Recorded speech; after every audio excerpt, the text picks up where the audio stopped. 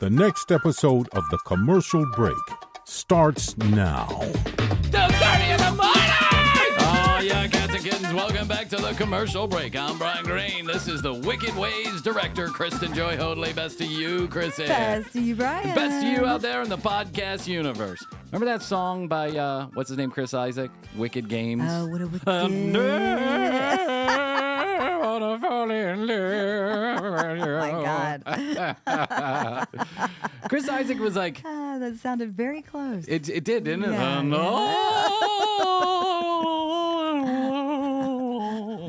What a wicked game. What a wicked game to play.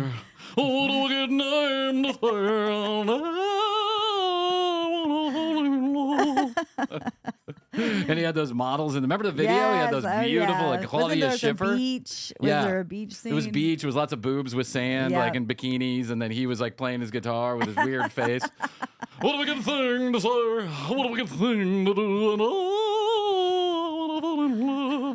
But I liked the song at the time. I was like, okay, all right, I can get down with that. Yeah, why not? All right. But whatever happened to Chris Isaac? He was like an actor for a while there, wasn't he? Was he? I feel like he did a couple comedy things even. Mm-hmm. Yeah, because he has got that funny face that everybody wants to, do. Whatever. Anyway. It's a TCB infomercial. Yes, and I'm very is. excited to have Mo Gilligan here with us today. He is an import from London.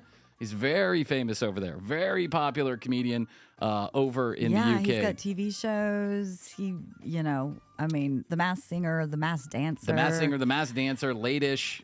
He's got he's done 4, 5, 6 shows over there on the BBCs and all the channels that they have. What was the over other there. one? The Big Nasty? The Big Nasty. Yeah, I want to check that one out. Yeah, you got to check out The Big Nasty. Go to MoGilligan.com, I guess is the bottom line to this one. He's on tour very briefly here in the United States, and then he's going elsewhere in the world. Well, because he's doing a world tour. He's doing a world tour, quote unquote, and I can't wait to get into it with him. And I watched his special last night. And I got to tell you, it's pretty fucking funny. He's on Netflix too. He's got 2 different specials on Netflix. So MoGilligan.com, you can get all the information there. Of course, we'll put the information in the show notes also. But I wanted to talk briefly before we get to Mo. I want to talk briefly about something you and I were discussing before we got on the show, which is the prop bets. Remember we were having that big conversation about betting a couple of weeks ago? We were having a big conversation about these bets where you can bet on a single player. Like, I think it's gotten to the minutia of, let's take March Madness for an example. Number 33 is going to score a basket or get a rebound in the next travel down the court. And then you have a certain amount of time to quickly lock in your bet. And that's called a prop bet. You're betting on every little thing that happens in the game. And now the director of the NCAA, I think, has been calling for a ban on these. He's actually been calling on it for a while. $2.7 billion. That's how much the American Gaming Association estimates will be bet this year on the NCAA's men's and women's basketball tournaments. $2.7 billion. That's a lot of money. What are you guys doing with your money? Send us 1/10 of that, and we will do the commercial break live in your bedroom for the rest of your life. You want to take off a Friday? We'll take off Friday. We'll just sit in your bedroom quietly. We'll help you make your bed. Is what's going on. Is what we like to make beds. Yeah, we love to make beds. So if you, not bets, beds. Yeah, we will be making beds while you're making bets. Okay? How's that? There you go. Cleaning service slogan. Yes. We'll make your bed. We'll make your beds. The beds. Yeah, we'll make your beds and you make the bets. And by bets, I mean you're just going to PayPal me every time you want to bet. And that's how that's going to work because that's insane $2.7 billion worth of betting going on the March Madness. It's incomprehensible, actually.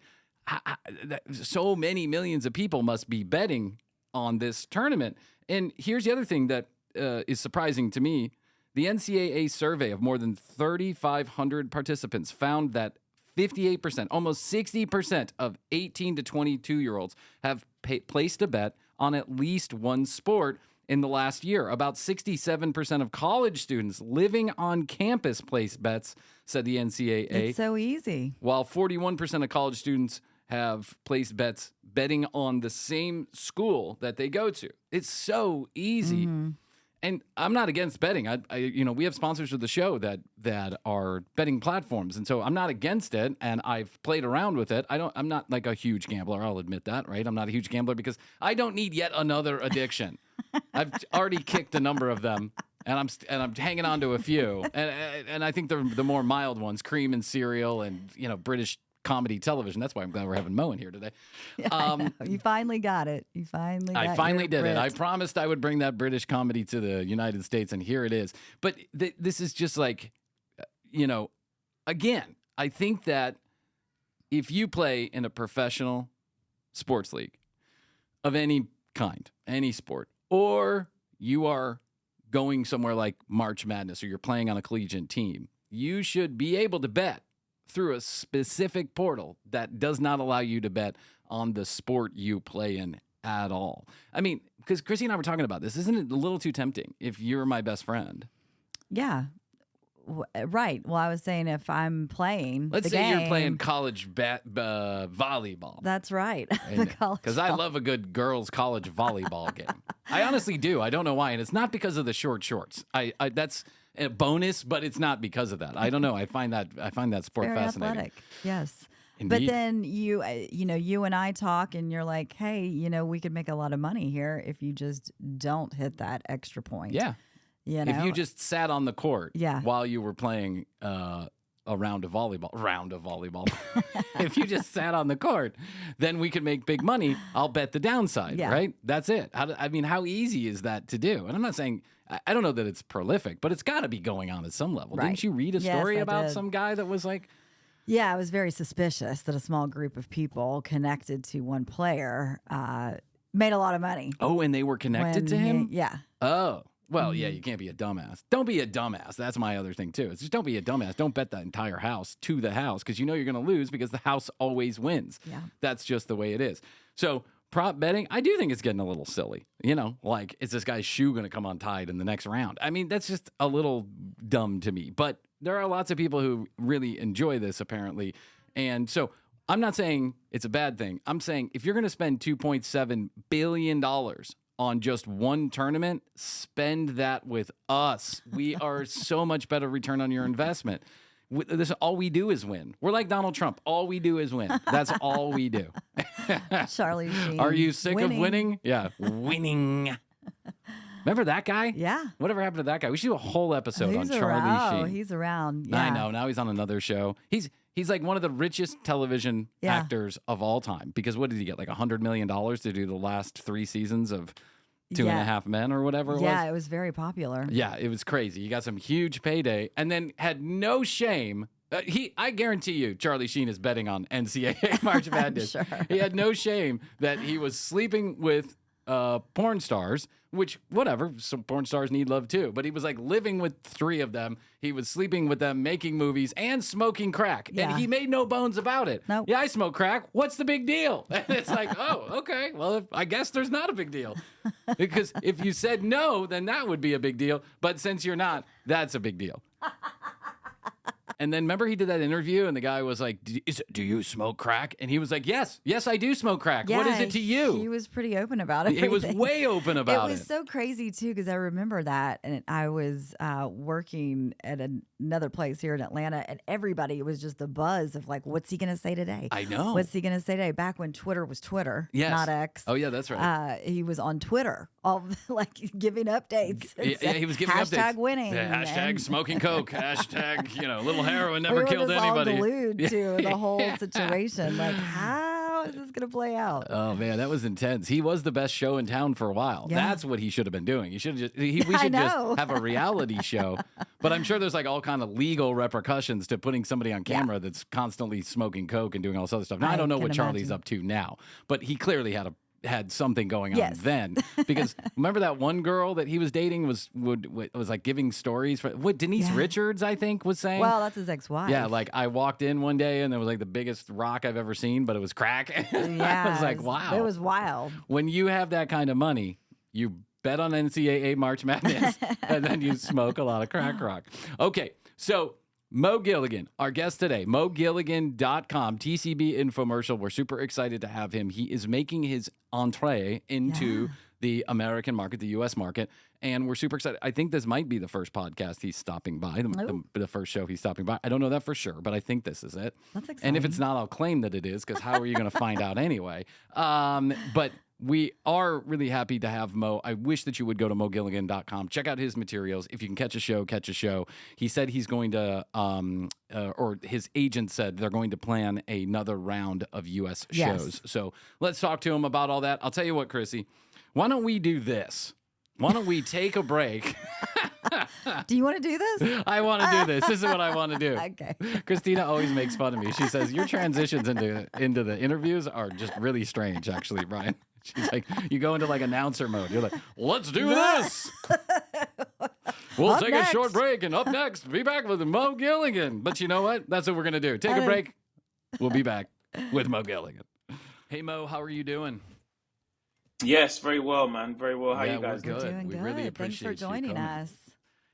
No, thanks for having me, man. Thanks for having me. Mo Mania. He's like the He's Beatlemania. everywhere. He hits the shores, and now he's here in the United States. He's in Philadelphia, so it'll get better, Mo. It'll get better. Philly's a great city. All right, so we have this hot topic we've been talking about here on the show for the last couple of episodes, and I want to know your take on it. Do you, have you, will you ever participated in cold plunges, like where people jump in ice baths to, have you done this? So it's so weird you say that, because this time last year, I really got onto this, like, I started doing a lot of running. Like, I started doing a lot of, the whole 5K, 10K kind of thing. Runner, And I was in New York, funnily enough. So I would plan the route. I'd be like, I'm going to run around Central Park, and it's perfect. And I was one of those people that when I started running, I had the Beats by Dre headphones. I got the thing on my side and stuff. And then I was like, I'm really getting into this. So I started to do the ice baths. I'd never done it before. What did you call it? Ice bath? Baths. No, we call it an ice bath. Ice bath. Yeah. So I thought, let me just try the intro way. And I tried it. I remember I was in a hotel in New York, and I remember being like, hi, can I get 4 buckets of ice to my room, please? You did it in a hotel room? You filled it up with water and had them bring ice? So I filled loads of it up. And I remember just even getting in, the first I've ever done it. And I was like, this isn't fun. There is no part of this. No. I didn't enjoy a single inch. And it's mad because I remember doing it the first time I was in it. And then it's like, when you're in it, it's cold. And, it's like they say, you have to wait, let your body acclimatize. And I was so cold that I didn't want to move in the water.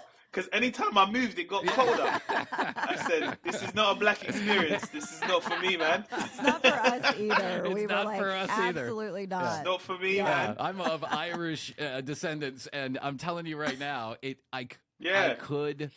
There is no thing on earth that I would less rather do than be in cold water. Oh, no. Cold water. No, I think it just doesn't work. I just believe it's for athletes. I think it's like, high intensity athletes that are at that level. It's for those kind of people, and they can, again, it's about they got to have their mind. Yeah. I'm just going for a run. There's no need for me to be in ice.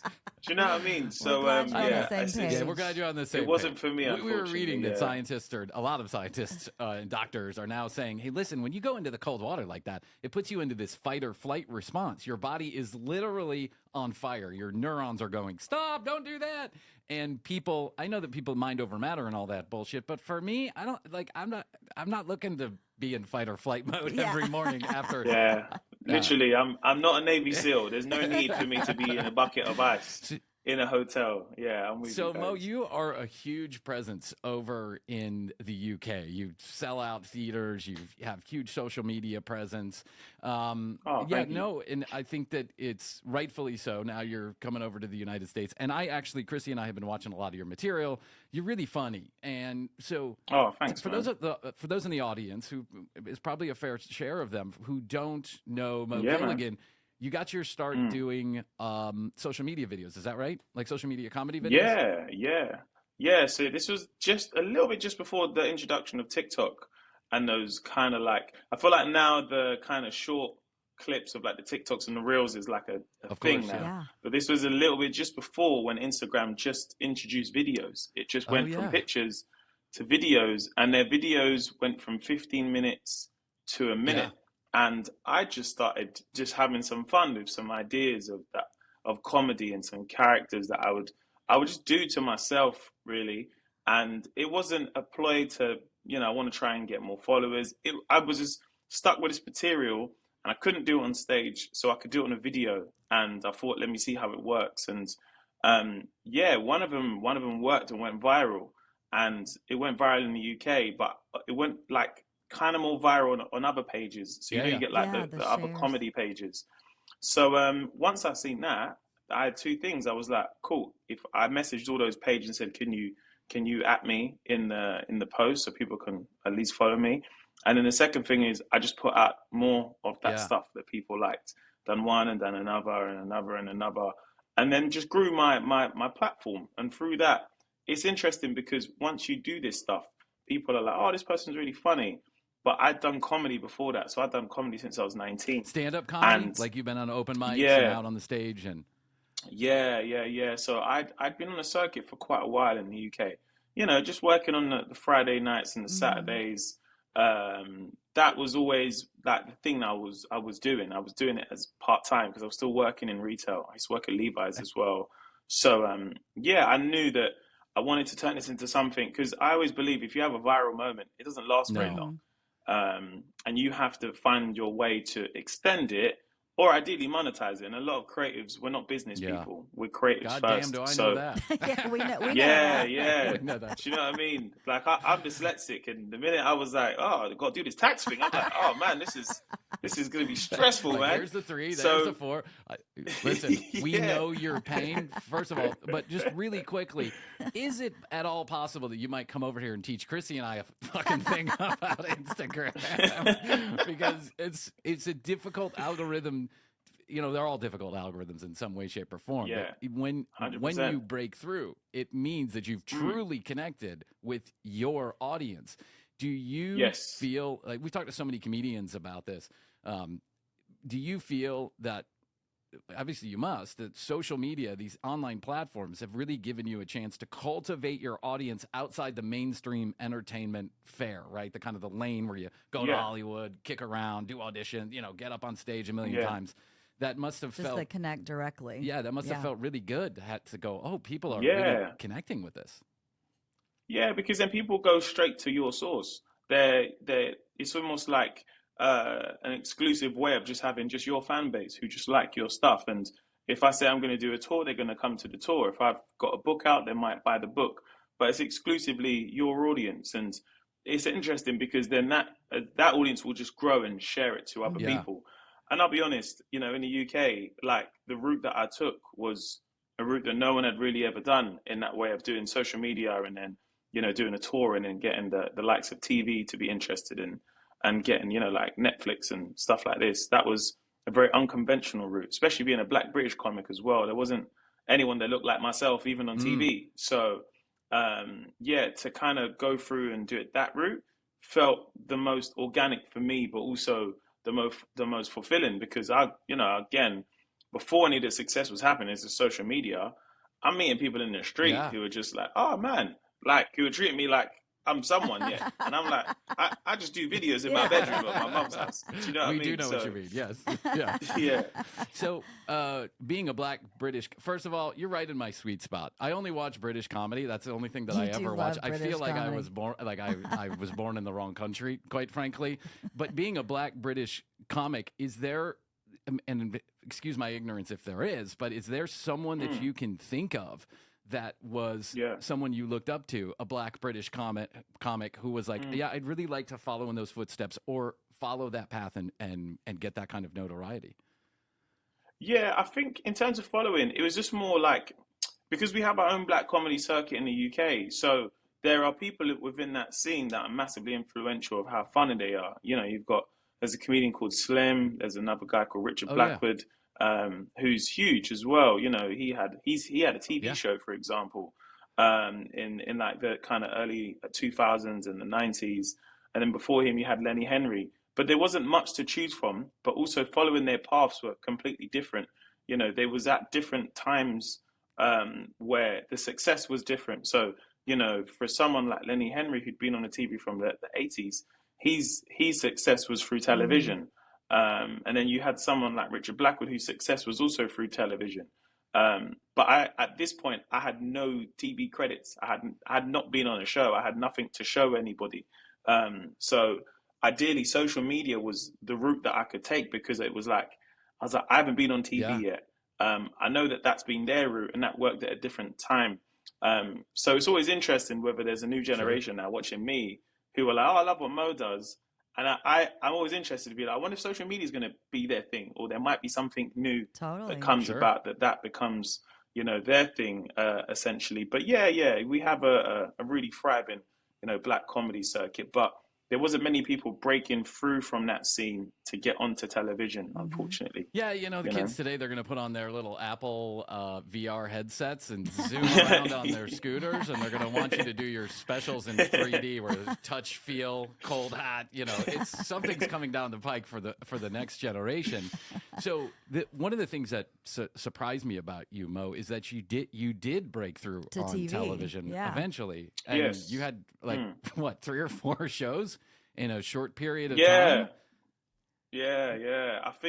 I remember there was a time, I think it was probably last year, and I was on TV like 4 times in one night, in one day. It was like I was on breakfast TV, and then I'm a judge on The Masked Singer. But then I was also on BBC One on the show, so I had 2 shows on at the same time. And then I was on this late night kind of chat show as a guest. And I was like, yeah, people are going to be sick and tired of me soon. Wow. Because I'm on That's TV so amazing. much. But yeah, you know, TV was completely new to me. I'd never done any TV before. But I think that was kind of like my blessing in some ways, because I didn't have anything to follow. I didn't feel like there was a script. Yeah. You know, a lot of time I was doing TV, they knew what I was able to do with comedy and stand-up. So there was like, be yourself, you know, be you. And the first show I ever got to do on television was I was co-host on a show called The Big Nasty Show. And it was the perfect show for me. You know, Big Nasty is a UK rapper. He's very himself, you know, and we were just like almost like a double act a little bit. You know, he was very free, very flowing. And it was me who was the one that would be the one that, okay, guys, let's all calm down. Let me ask the question of why the guest is here, you know. And it just worked perfectly. You know, it was a show that not a lot of people had ever seen before. We had amazing guests on. You know, some of the people I got to meet, you know, a lot of people from this side of the pond, you know. We had Dennis Rodman on, for example. How did you like Dennis Rodman? Oh man, he was one of my favorite guests because his stories were absolutely crazy. It's crazy stories. Do you know the show Jackass? Okay, yes, so yeah, Steve-O was on our show, and he was sharing with me that he was friendly with Dennis Rodman, and he's like, "You think I'm crazy? Sit for 15 minutes with Dennis fucking Rodman. He had dinner with the leader of North Korea, Play basketball. Yeah, playing basketball."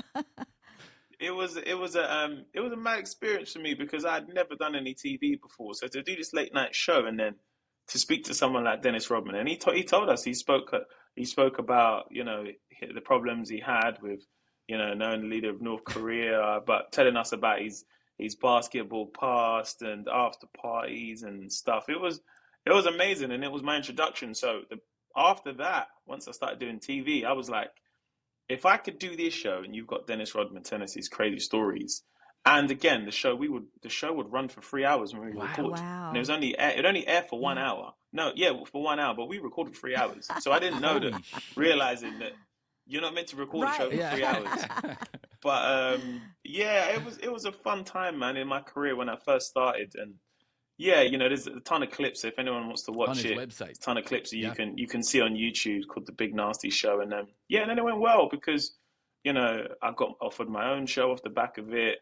A lot of people in TV could see I knew how to do TV, which was very different. You're a natural. So yeah, I think it was something that catapulted me very quickly in terms of success in some ways. But I knew my core was always stand-up comedy. So, you know, the minute I got asked to do a Netflix special was like, I kind of knew like my life would change in a way, if that makes sense, because it was something that was going globally. It was like, this is a chance for people to see my comedy on a platform that is global, and I can expand from it. I can maybe do a world tour one day, and And yeah, here we here you are. are. Yeah, And here we are. did it feel like that first Netflix special changed your life fundamentally? Yeah, it did in some ways, because I knew at the time Netflix is the place for Yeah, comedy. You know, if you want to find a comedy special in this day and age, you know, the first place you're gonna go, you're gonna go to Netflix. So I knew there's a part of it that I was like, this is gonna change my life in some ways. I'm able to tour off this for as long as possible. I can add another tour. I can, yeah, tour in other places in the world. And the feedback, I think, what I realized was, and this was my Netflix special aired in 2019. Mm-hmm. So it was an interesting time because it aired in, I think it was October the oh 31st, geez, Oh, wow. yeah. 2019. Well, it aired at Yeah, a great time. just Yeah, before the pandemic. But at the same time, it's when it did come out, it felt like at that time there wasn't that much on Netflix compared to what there is now. I feel like you've got, Love is Blind, you've got Selling Sunset, you've got Squid Games. There's a lot more to choose sure. from. Not that there wasn't at that time, but and I think when it happened, I never forget. And it went live at 8 a.m. in the UK. I'm not too sure what time that was around the world, but different Yeah. times. And I remember refreshing my Instagram, and it just went nuts of people all around the world who was like, "Oh, dude, I've just watched Oh your man. special. I live in, Indonesia. I'm That's I'm from crazy. I'm from I'm from How Connecticut in surreal. America, Yeah. and it was phenomenal. It really blew my mind because, you know, I went from 3 years prior to that, I was still working in retail, trying to do a Right. bit of stand up. So Unbelievable. seeing what you're able to do with social media and how it can get you this far, I was like, okay, cool. Now my life has definitely Yeah. changed You're somehow, on a different you know. level now. Yeah, when you get a Netflix Yeah, special, I think yeah, it just indicates we do so many Netflix comic promo yeah. interviews, right? And we love them. We've had Hmm. legends in here, and we just love it. And I think one of the things that we universally feel and hear is that Netflix for a new comic or someone who's been around and is just kind of hitting their viral moment, as you say, Netflix is the Mm. you have arrived moment, right? It's like Right. now they offer Oh, you your yes. special, Yeah. you are Mm-hmm. there.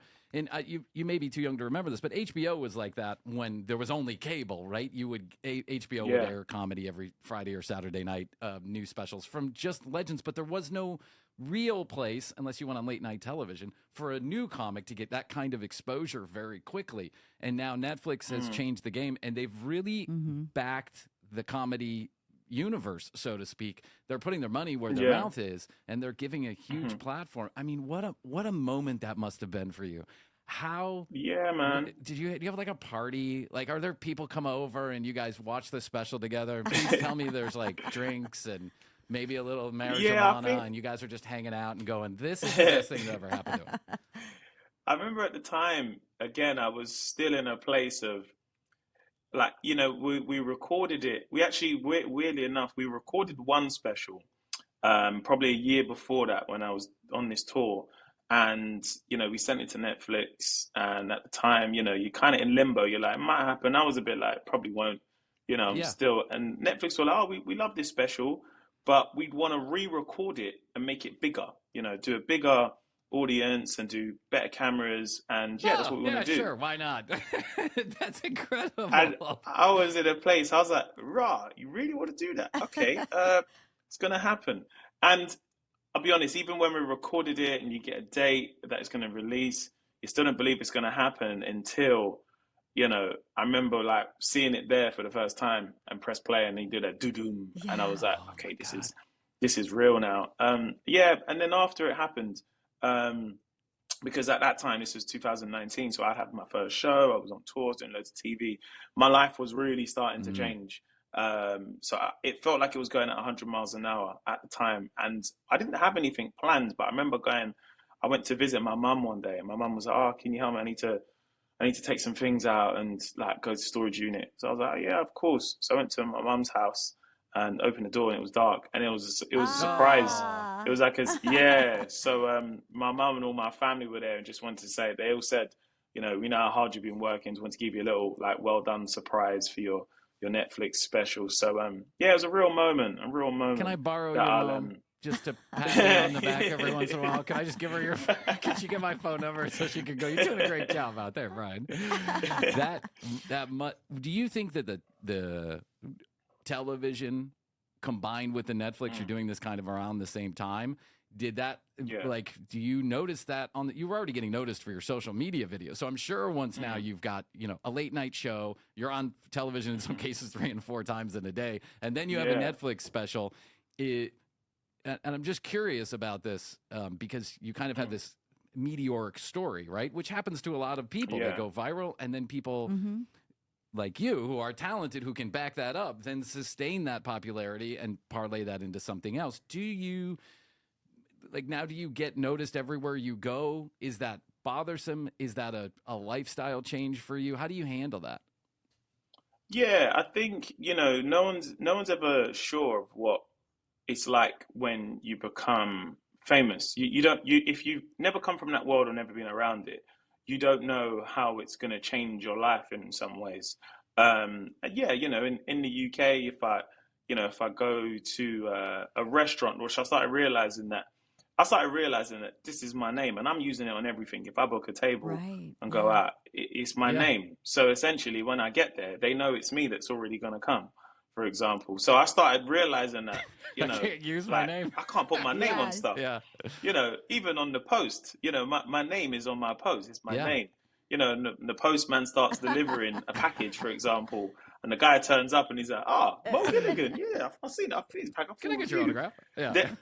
That's you like, that's the part of like fame that going out in the street, it comes with the territory of being on television. But when it comes to you, when it's personal, when it's intimate, when it's like everyday life, 100%. When you wake up in the morning, you're like, I've been waiting for this parcel, and I'm in my underpants, and a guy is like, hey man, Mo, can you sign for this? Also, can I take a picture of you in the parcel? And you're like, no. Check out my Instagram. Lots of pictures there, and you feel free to steal any of them. Yeah. I think that's the part of success that you don't ever get prepared for that kind of side of it. But yeah, when you go out and stuff and people recognize you, and it comes with the territory. I can't sit here and say, it's hard, I don't like it. There are parts of it where you are in a meal and someone comes up to you halfway and you've got food in your mouth and you're like, you want to get a picture now? Really? This is not the right moment. But it doesn't happen that much. You just find ways to get used to it. It is part of your life. I think for me, I've always been more conscious of my friends and my family and how it affects them, because I'm the one in the spotlight, not them. So I don't want people feeling like, if I'm out at dinner, someone's like, can I take a picture of you? And you got my friends and family in the background, because I've asked for this and I'll take this on. But for my family and friends, they haven't. So I try to kind of protect them a lot of kind of being in my world in some ways and letting them understand what it's like. So yeah, that's the only time which I feel like I'm alert. That's essentially. Considerate. That's nice of you. That's considerate and very nice of you. But I think I'd say the short story. So I've been married twice. And when I got married the first time, my brother, my twin brother, the night before the wedding, a couple days before the wedding, he started to kind of get a little sideways. He was like irritated, bothered, not really. He wasn't. I don't know. He was bothered, I think, by the fact that I was getting married and he wasn't getting married. And one of my best friends, the night before we got married, he said this to me, and it's always stuck with me. And I really find that it pertains to a lot of situations. He said, when you have a big life change, you're not the only one who's affected by that big life change. And you need to understand that other people's lives change also. It's like throwing a rock into a pond, right? Those waves go outward. And so you need to be aware that when you make these life choices and they're big changes, other people get affected by them too. And they may not necessarily want to be affected by those. They may not like how they're affected by those, right? That gave me a level of understanding. It put me inside of my family members' heads. And it was like, maybe, Bryan's not going to be around as much because now he's got his own family. That kind of thing was bothersome to my twin brother. Years later, we talked about it and that was it. But it's super self-aware. And then a divorce. Yeah, then I ended in a divorce and everything turned out fine. Now me and my brother hanging out again. And then I got married a second time, and he likes this one. So there you go. So you're on this huge world tour. I was looking at your dates. I mean, you're all over the place for. That's so exciting. That's so exciting. How do Yeah. Yes. Is this your first big tour since the pandemic? Like, is this your first big tour since everything? Well, yeah, I done a tour not long after the pandemic, but that was only in the UK. So it was a good run of big dates we had in the UK. And that was actually meant to be my world tour. So my second Netflix special was meant to be the world tour. There's Mo to Life, which it was It's great. called. I watched it last But night. It's Yeah. really funny. You're thank you welcome. very much. Yeah, so that was meant to be the big world tour. And it's interesting because if I'm honest, the material from that tour changed in the pandemic. So Oh, what I would yeah. have done before then wouldn't have been that Yeah. tour. So the pandemic actually gave me time to basically write a different tour. It changed my perspective of the show that I was going to write at that time. So yeah, this is my first time really touring in other territories. You know, I've performed in the States before, I've done one show there before. I've done two shows in Australia. But this is my first time really being outside of my comfort zone. That is the UK, which has always been the place that I sell tickets, and it does really well for me. So coming outside of this comfort zone is really fun. I'm really enjoying what I enjoy the most is the vulnerability on Yeah. stage. Sometimes when I've been performing in the UK, I started to feel comfortable. I knew that I could, do a show and have minimal prep and still put on a good performance. And I remember saying to my man, very close with my manager, she was always with me before any of the success came. So she's known me quite well. And I said, Polly, I need to do a world tour. I'm doing this TV and it's amazing and it's fun, but I need to go back to the thing that made me vulnerable because I'm turning up, I'm doing TV and I'm enjoying everything that's happening, but I'm missing being nervous. Mm. I'm missing being vulnerable. I'm missing like the thing that took me to the place of where I am now. And people are seeing me as a TV presenter, which is lovely. I appreciate that. It changed my life. It changed my family and my friends' life in some ways. But comedy is the thing that it's it's so pure for me as an art form. It's you go on stage, there is just me and a microphone. TV, you get a chance to maybe say the thing again. You got auto cue, you got there's different ways you can change it, but comedy just feels very pure. You're It's flying without whatever a net. happens on the Yeah, you're day, without a net. Yeah. yeah, it happens. And I really missed it. I realized I remember doing a show and I performed and I just felt like I wasn't myself because I remember doing some stand up and I could see, and I'm not an edgy comic. I'm not edgy. I'm not provocative anyway. I don't feel like, I'm No. offensive for no reason. But I remember just delving into anything that might, political, that's not really my bag. But at the same time, I could tell my audience, this audience that have followed me for such a while, this was a work in progress show, and they're all a bit like, I don't know if you can say that because you do that TV thing now. You're that TV Yeah. personality. And I was like, guys, I'm not really saying anything, but I realized I was like, nah, I gotta do this tour, man. But I'm really, really enjoying it so much. Like, it's it's really like going to different territories, different setups, comedy clubs, meeting people that followed my journey that longer than I thought. Which I've been so surprised that I met people who say, "Oh, I've watched your stuff since Wow. 2015." I'm like, 2015? That's like I was a like, decade wow. ago. So no, I'm really Do you, enjoying, man. Really, really enjoying do the you tour. enjoy the travel part of it, or is it just like it comes with the job? I don't know.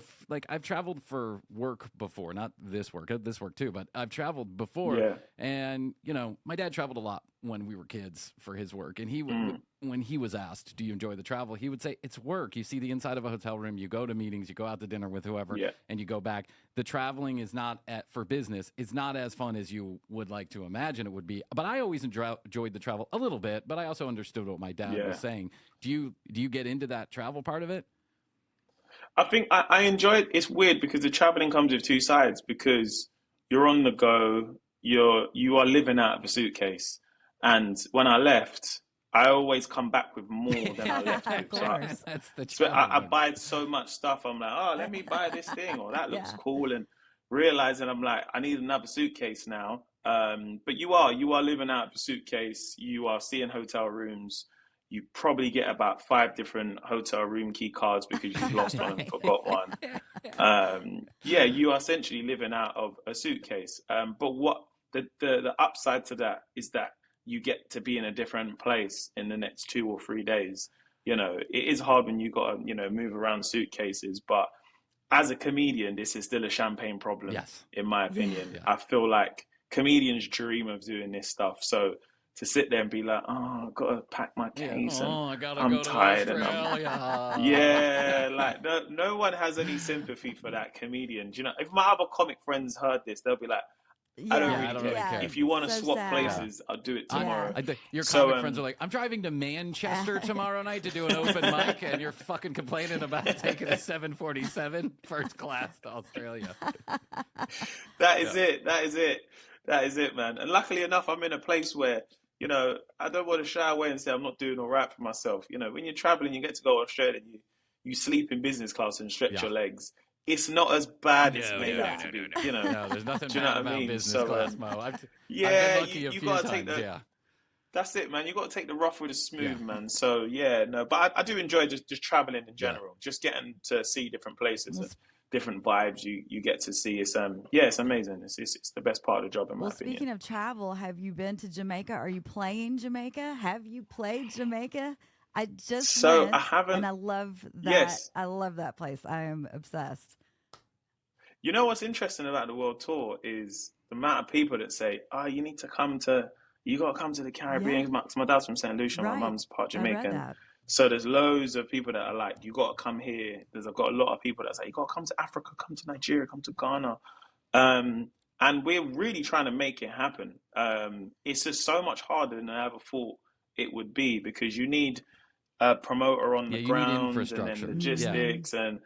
Yeah, so there are places I really, really want to play, and the demand for it is high. Yeah, like, I can imagine. So high, but it is definitely on the list. You know, I want to do a world tour that makes me feel like I'm going everywhere around the world. You know, speaking of Netflix, I was in Japan actually, weirdly, just for holiday in January. That's at the top I met of these my Japanese travel people.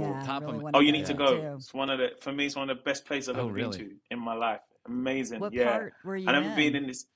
So we went to Osaka, and we was there, and I was in this bar, and again, like, they was like, "Oh, what do you do?" And I was like, "I do comedy." It's very hard telling people I'm a comedian because it's like, "Oh, you do comedy? Okay." It can open so much questions. Yeah, you know? Tom. What do you got? Yeah. And they was like, it was like, "Oh, comedy, it's amazing." And again, I don't tell people what I do. I don't be like, "Here's my Instagram, it's my thing." But my girlfriend was like, "Oh, have you got Netflix?" And they said, "Yeah, we have Netflix." And they seen, and it was like, "Oh my God, Netflix!" And he started taking pictures with me. Wow. And I was like, "Wow, oh my God, I'm gonna watch it." Instant cred, like instant street cred. Yeah, man. It's interesting around the world where you can go, but also where you can say, "Oh, this is the thing that I do, and this is the thing to show you that this is what I do essentially." And it blew their mind. They were taking pictures of me, and we actually became friends. Actually, weirdly enough, we followed each other on Instagram and stuff. So if we get a Netflix I really show, want to I'm make gonna this tattoo the cover on my head. I'm on Netflix. But yeah, I really want to make it a real world tour. I want to go to places that I don't mind doing a room in Tokyo, and there's only 50 people in, because it just allows me to take my comedy wherever I'm able to take it to. You know, I really want to. That's like my dream, is to try and take it to as many places as possible. There's an old comic friend, and I mean, he's older. He's like in his 70s, and he worked for Letterman and a bunch of people. So he's like a comic, right? He's not like super well known, but if you know, you know, right? And his name's Eddie Brill, and he used to say, "Yeah, it's fun to play the big places. That's what you get hyped for. That's all the excitement, big parties, lots of people, everyone, big energy." He's like, "But the small rooms are where you find God." That's what he used to say. He said the small places are 100%. Where you find God, because he's like, you know, and we've talked about this with a number of different comics. When you're a creator and you're in that zone and you're in that moment, it's almost like something else takes over, and that's where God is, right? That's the creation of whatever gift you're imparting upon the crowd. And those small rooms, you're living and dying by whatever's coming out of your mouth. In the big rooms, people know you. You don't fill 5,000 seats if people aren't coming to see you, right? But in the smaller rooms, Yeah. people might not be there to see you. They whatever it is. But I imagine that, like, I can understand what you're saying. That excitement drives the creativity, and it gives you the opportunity to fall in love again with what you can create, right? Yeah. 100%. Yeah, I think the Rolling Stones did like didn't they one time do a small tour of like 50-seat rooms? Tiny little places. No. Oh, wow. Yeah, they came here to America and they did this tour probably in like 2007 or 8. They had a new album. And so they were going to do small show, big show. So they were doing small rooms, big rooms. And it turned into a complete shit show because, I mean, you can't the Rolling Stones can't show up for a 50-seat room and not have 7,000 people outside of it. Yeah, I think they quickly learned that was a bad idea. Oh, wow. Do you know what? It's amazing because I've been able to do those bigger rooms. And it's more just your creative ego that wants to do that room to say, I've ticked off and I've done that thing. And it's amazing. I can't sit and pretend I don't want to do it again. But it's not what I strive for long term. I think when I'm able to craft a bit of material and it works in a room of 100, 200 people and it's intimate and I can see people really laughing, that is how you make this thing possible. Yeah, exactly. That's how it becomes more than just comedy. You know, there's no comic out there. I don't know, but I can't speak for myself, but I don't feel like any comic says, what's your end goal? And it's not to be like, to fill out a stadium. It's like, it's a flex, but it's not the end goal. Because when you do comedy, and the bigger the room, it's not like, this is for singers, this is for performances artists, this is for, you got backing dancers and fireworks. You know, that doesn't come for comedy, you know. Like, that doesn't happen. So let me tell you about this one time. that doesn't happen. It doesn't happen. Yeah. Oh, Mo Gilligan is currently on tour in the United States for a few more dates. MoGilligan.com. We're going to put all the links in the show notes and all of the pertinent stuff. I think you're going to have a lot of success here in the United States, and we wish you a lot of success here so in the United States. Thank you. And if you're ever in Atlanta, you're welcome to come over. My wife's Venezuelan. She'll cook you some fantastic food. Oh, wicked. I'm here for it, man. Yes, yeah. Well, my girlfriend's Brazilian, so they'll get on. Amazing. Okay, bring your girlfriend over and my wife, and the two of them will cook an incredible fucking meal. And I am here for Brazilian food, too. Happy birthday, by the way. Man. We share a birthday. I was looking up at your stats. Oh, and no I was way. like, February 19th. Come on. She's got big no energy. Yeah, man. Big up my Pisces crew in the house. Right. Yes, man. Oh, wicked. All right, Mo, we're going to have you back. Thank you so much for coming. Serious on if you ever come to Atlanta, we would love to have you. MoGilligan.com. All the pertinent information in the show notes. Please check Mo out and his 2 Netflix specials. I think the commercial break audience will be pleased. Yes, with they will love this, pond hopping comic from London. And I told you I was going to find a way to fit British comedy into the show. I told you I was going to find a way, and I did. You're our first British comic. You broke the seal. You always remember your first, Mo. Mo, thanks so much. We'll talk to you soon. Thank you. Thank you very much, guys. Mo. What a delight. Mo. What a delight. Mo. Why'd you have to go? I love Mo we could have talked Gilligan. for forever. Yeah, that's why I intend to have him back because, like, when you find, not when you find, like, as if I discovered the guy, but, you know, agent extraordinaire. Listener, when anybody finds it. Hey, listen, let me make the decisions and you shut your pie hole, okay?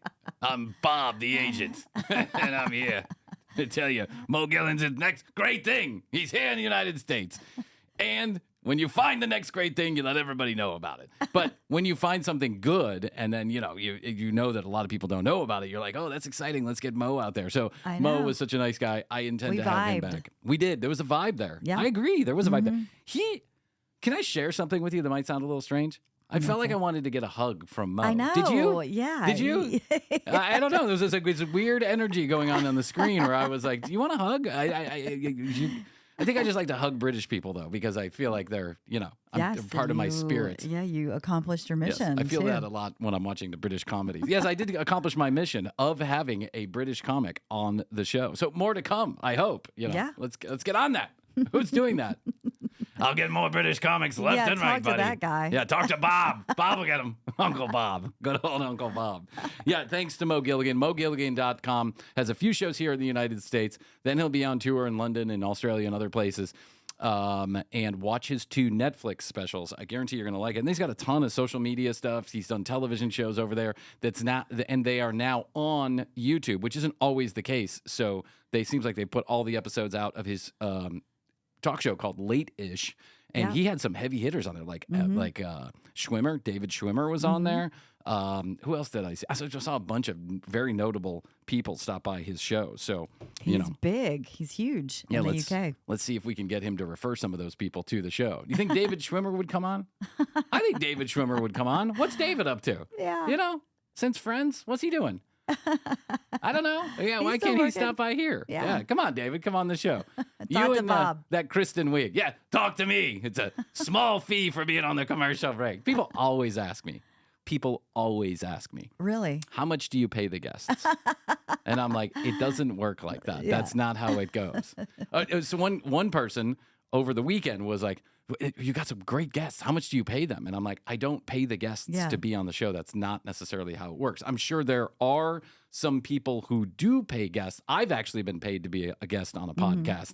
But that podcast went nowhere quickly because the guy was paying to have nobodies on, right? But I was like, that's not how it works. Our agency is in contact with their agents, and then that's how we get them on the show. Corey Haim or whoever Feldman try and... Yeah, Corey Feldman got a little slippery, and he was like asking how much he would be paid to be on the show. And, okay, listen, I'm not arguing with you because you asked.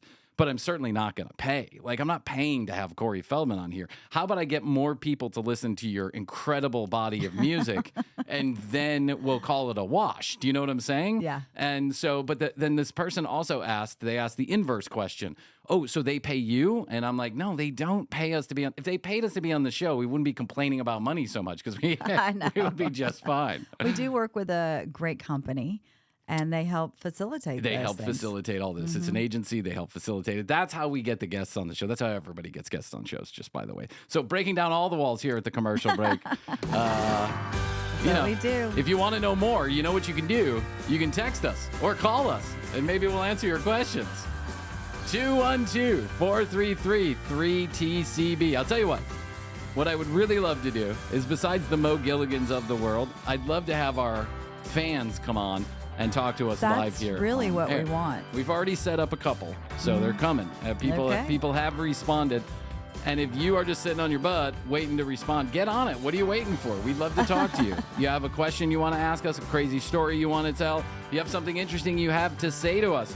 We don't care. Just come on the show. So send us a brief description. 212-433-3TCB. That's 212-433-822. Text us. Let us know you want to be on the show. Tell us a little something about it. You can also give us comments, questions, concerns, or content ideas to that phone number via text message or voicemail. We'll take all comers. Don't worry about it. We'll even take your shitty comments. Actually, sometimes I like the shitty comments better. It reminds us that we have a lot of work to do. Keeps us humble. Yeah, keeps us right on point. Haven't you noticed the show's getting so much better? All those shitty comments really whipped us into shape. Yeah. Same mediocre train running down a jagged track. That's all I gotta say. Also, if you would do us a favor, visit our YouTube page, youtube.com/thecommercialbreak. We have all of our guest interviews are up there, and then we put clips, and some of the shows are up there full time. And we will get back to putting full video episodes up there. We just had to clean up that whole podcast mess that was going on there for a minute. But that's fixed now. One problem is fixed, and now we'll solve another problem. That's how we work here. We take 10 weeks, 10 weeks to fix a problem, and then we'll get to the next problem. So don't worry about it. It's coming soon. Add the commercial break on Instagram, TCB Podcast on TikTok, and do us a favor. Visit the website, tcbpodcast.com. That's where you go. You find out more about the show. There's information about Krissy and I and our friendship. It's a great website. Go there. You can watch all the video. You can listen to all the audio, and you can get your free TCB sticker. We're probably on the next one by now. So TCB sticker, go to the Contact Us page. I want my sticker, the drop-down menu. Send us your address, and we'll shoot you off a sticker. No questions asked. Okay, Krissy, I guess that's all I can do for today. I think so. But I'll tell you that I love you. I love you. I'll say best to you. Best to you. And best to Mo Gilligan. Go to mogilligan.com. Until next time. We always say, we do say, and we must say Goodbye. goodbye.